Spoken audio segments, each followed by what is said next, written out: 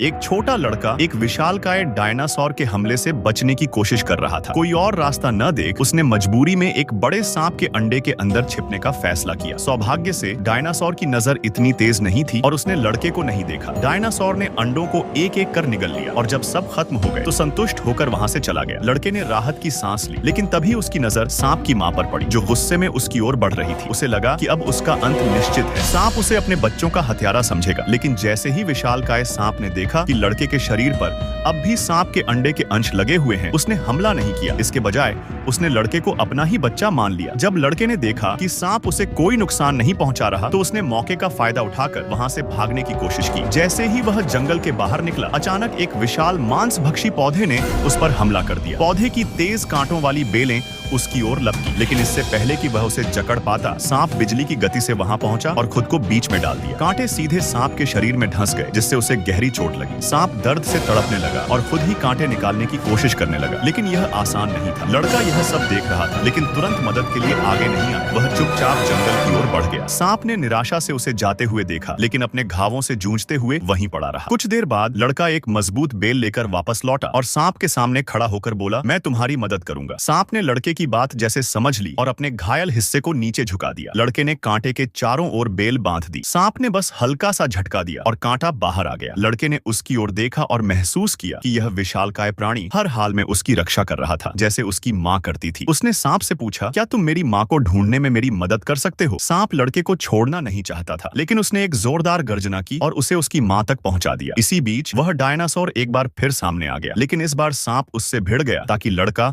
और उसकी मां सुरक्षित वहां से निकल सकें।